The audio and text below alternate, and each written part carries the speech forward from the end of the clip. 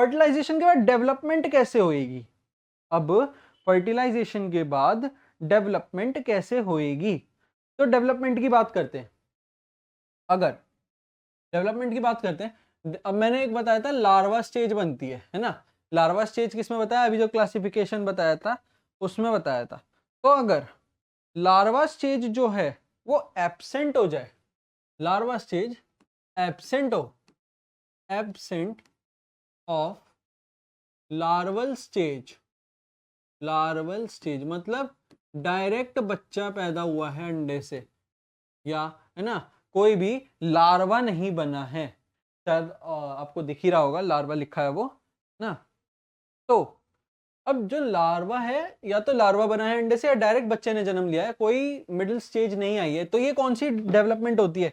It is known as direct development, direct development, ये direct development हुई। अच्छा, direct development अब किसके अंदर देखने को मिलती है? जिनके अंदर लार्वल स्टेज एब्सेंट होती है, जैसे साइक्लोस्टोमेटा, वापस ऑरेंज आ गया,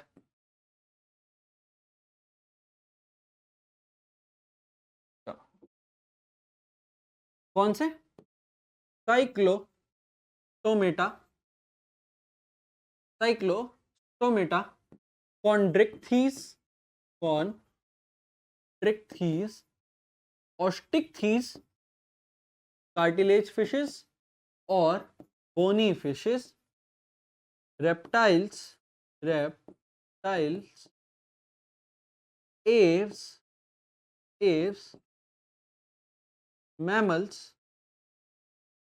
मैमल्स और एम्फीबियंस में तो होती है लार्वल स्टेज। तो ये हमारे पास कुछ एग्जांपल हैं डायरेक्ट डेवलपमेंट के।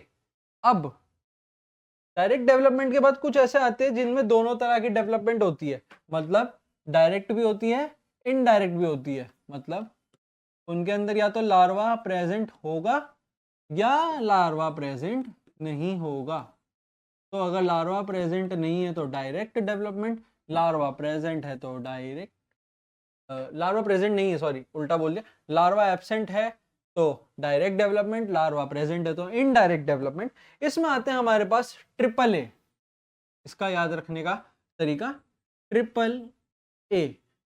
ट्रिपल ए में कौन कौन से हैं? एनिलिडा है, एनिलिडा है, और कौन सा है? एस्केलमेंथिस है, और कौन सा है? आर्थ्रोपोडा है, एस्केलमेंथिस है, एस्केलमेंथिस, और कौन सा है? अर्थ्रोपोडा भी है, अर्थ्रोपोडा भी इसी में है। अच्छा, अब अगर उनमें लार्वल स्टेज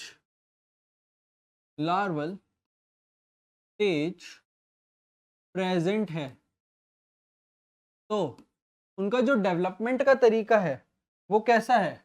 उनका जो डेवलपमेंट का तरीका है वो कैसा है? वो है इनडायरेक्ट डेवलपमेंट। वो क्या है?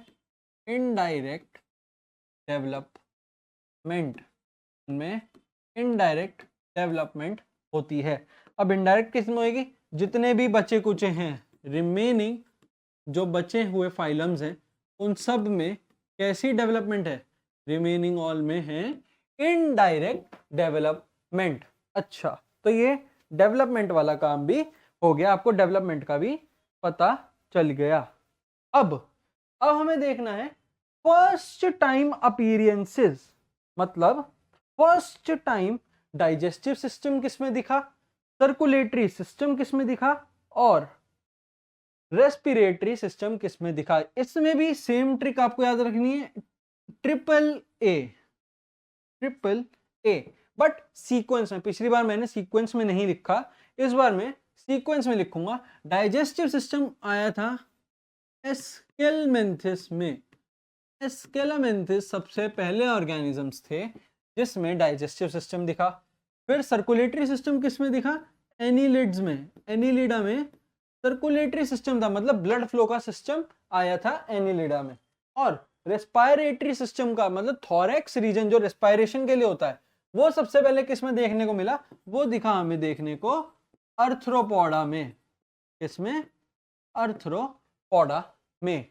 शायद ये आपको नाम अच्छे से विजिबल नहीं होगा तो दोबारा से लिख देते हैं, दिक्कत तो नहीं है।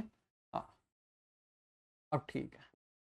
अर्थ्रोपोडा में दिखा हमें क्या, हमें अर्थ्रोपोडा में दिखा रेस्पिरेटरी सिस्टम, और एनिलिडा में दिखा था हमें सर्कुलेटरी सिस्टम, एस्केलेमेंथिस में डाइजेस्टिव सिस्टम। अब बात करते हैं सेक्सिस की। अच्छा, अब सेक्सिस में एक कंफ्यूजन आती है डायोशियस और मोनोशियस में, लोग समझ नहीं पाते डायोशियस क्या होता है, मोनोशियस क्या होता है। तो डायोशियस, डायोशियस पहले समझाते हैं, डायोशियस। अच्छा, अब जो वर्ड लिखा है इसको उल्टा कर दो, डाई मतलब दो होता है ना, इसको अलग अलग कर दो, मतलब यूनिसेल्यूलर या फिर यूनिसेक्सुअल, यूनिसेल्यूलर नहीं, यूनिसेक्सुअल ही याद रखो। मतलब ये क्या होते हैं, डायोशियस, डाई मतलब दो, दो मतलब अलग अलग है ना, तो ये क्या हुए यूनिसेक्सुअल।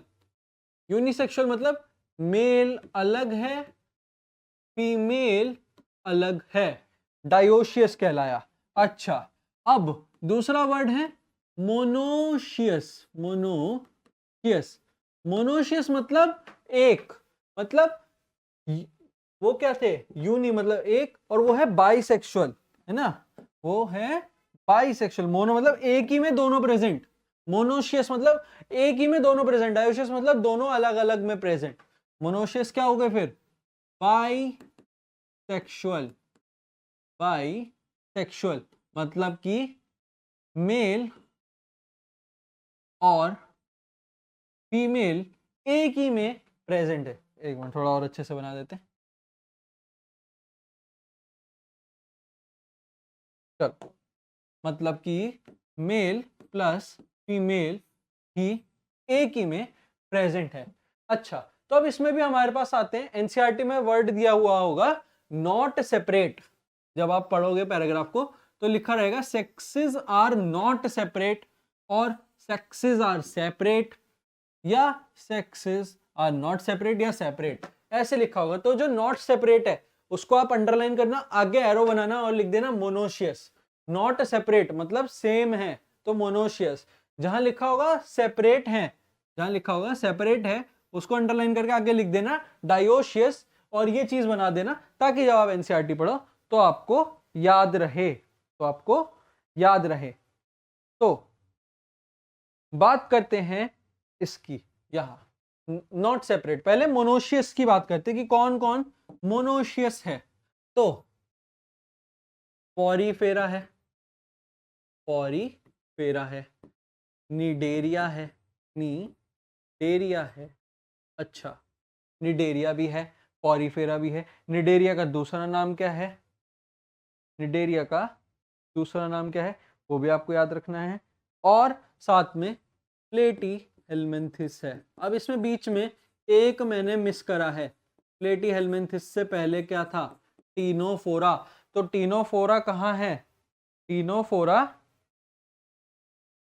अच्छा टीनोफोरा भी इसी में है, हाँ ठीक है, टीनोफोरा भी यही है, मैंने मिस नहीं करा, टीनोफोरा भी तो इसी में आएगा। तो प्लेटी हेलमिंथिस तक का तो इसी में है। अच्छा, अब बात करते हैं एस्केलेमेंथिस, और अब एस्केलेमेंथिस कहाँ आएगा, एस्केलेमेंथिस थोड़ा अलग है, एस्केलेमेंथिस लाई करता है इसमें, एस्केलेमेंथिस इसमें लाई करता है, और एस्केलेमेंथिस के बाद आता है एनिलिडा। एनिलिडा भी अलग है, एनिलिडा दोनों तरह को प्रेफर करता है कि तुम चाहो तो, एनिलिडा चाहे तो उसमें सेक्सेस सेपरेट भी हो सकते हैं या फिर वो बाइसेक्सुअल भी हो सकता है।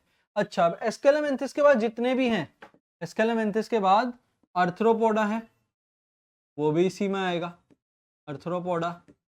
मोलस्का भी इसी में आएगा, मोलस्का भी इसी में आएगा। इकाइनोडर्मेटा भी इसी में आएगा, मतलब, और हेमिकॉर्डेटा भी इसी में आएगा। तो ये हमारे पास हो गया, हमारा ये वाली टेबल भी हमने बना दी। इकाइनोडर्मेटा, ये बार थोड़ा दोबारा लिख देते हैं, पेन छूट गया था हाथ से। इकाइनोडर्मेटा भी इसी में आ गया। तो ये आपने कर लिया है ये वाली सेक्सेस वाली टेबल भी हमारी बन चुकी है। अब और हेमिकॉर्डेटा भी इसी में चाहो तो आप लिख सकते हो, हेमिकॉर्डेटा लिख ही देते हैं, पूरा ही हो जाएगा। हेमिकॉर्डेटा, हेमिकॉर्डेटा भी हमारे पास हो गया। तो ये हमारे पास एक है जो आपको याद रखना है। एनिलिडा अलग से लिख देते हैं, एनिलिडा अकेला अलग है, अकेला खड़ा है इसमें कि जो दोनों तरफ को प्रेफरेंस दे सकता है सेक्सेस में। अच्छा, अब ओवी पैरस और वीवी पैरस की बात करते हैं। ओवी पैरस और वीवी पैरस की बात करते हैं, जिसमें से ये जो ओवी पैरस है, ये जो ओवी पैरस है, इनकी खासियत क्या है? ओवी पैरस दे ले एग्स, मतलब ये एग्स को बनाते हैं, ये एग्स को निकालते हैं अपनी बॉडी से। और viviparous give birth to child directly child को जन्म देंगे, कोई ये अंडे वगैरह नहीं देते। अच्छा, तो अब नॉन कॉर्डेट्स क्या होते हैं? वो होते हैं ओवी पैरस। नॉन कॉर्डेट्स में ओवी पैरस कौन कौन से हैं जो अंडे देते हैं? वो दो हैं हमारे पास, वो दो हैं। पहले अर्थ्रोपोडा, अर्थ्रोपोडा और मोलस्का, अर्थ्रोपोडा और मोलस्का। अच्छा, अब कॉर्डेट्स में हमारे पास कॉन्ड्रिक्थिस, ऑस्टिक्थिस और amphibia, reptiles, Aves and Mammalia. अच्छा, तो इसमें से जो कॉन्ड्रिक्थीज हैं, मतलब जो कार्टिलेजिनस फिशेज हैं, वो क्या हैं? वो हैं वीवी पैरस, वो हैं वीवी पैरस। अब बाकी बचे हुए कौन से हैं? वो हैं ओवी पैरस, वो हैं ओवी पैरस। तो यहाँ ओवी पैरस लिख देते हैं। इसमें भी क्या लिखते हैं? ओवी पैरस लिखते हैं। इसमें क्या लिखेंगे? इसमें भी ओवी पैरस लिखेंगे, ओवी पैरस। इसमें भी लिखेंगे ओवी पैरस। और एंड में बच जाएंगे मैमल्स। अब मैमल्स में दोनों कंडीशन है, वो ओवी पैरस भी हैं, oviparous. Egg laying mammal, single example है हमारे पास जो कि है प्लैटिपस का, जो कि है प्लैटिपस।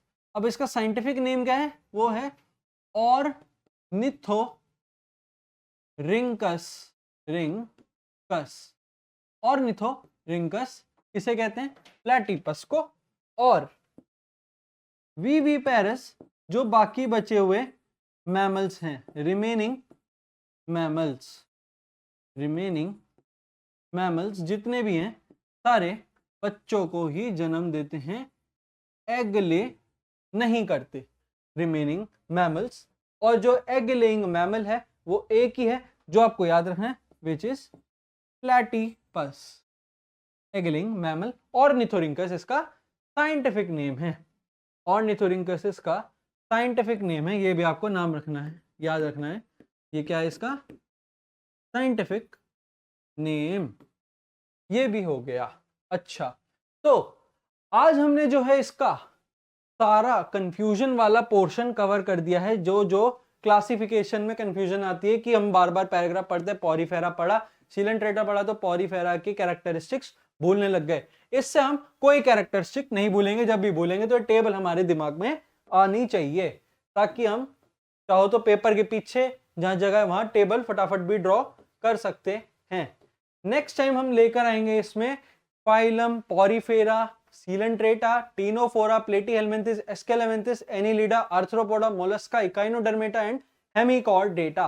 ये सारे हम नेक्स्ट लेक्चर में कवर करेंगे। मेन बातें इनकी हो चुकी हैं। अब कैरेक्टराइजेशन करना है कि क्यों पॉरीफेरेंस को पॉरीफेरा में रखा, क्यों सीलेंट्रेटा को सीलेंट्रेट्स में रखा, कौन कौन उनके एग्जाम्पल, सारे एग्जाम्पल्स भी देखेंगे, वो हम देखेंगे नेक्स्ट लेक्चर में। और फिर उसके नेक्स्ट लेक्चर में कॉर्डेट्स की बात करेंगे। तो नेक्स्ट लेक्चर में हमारा नॉन कॉर्डेट्स भी ओवर हो जाएगा। Thank you so much guys.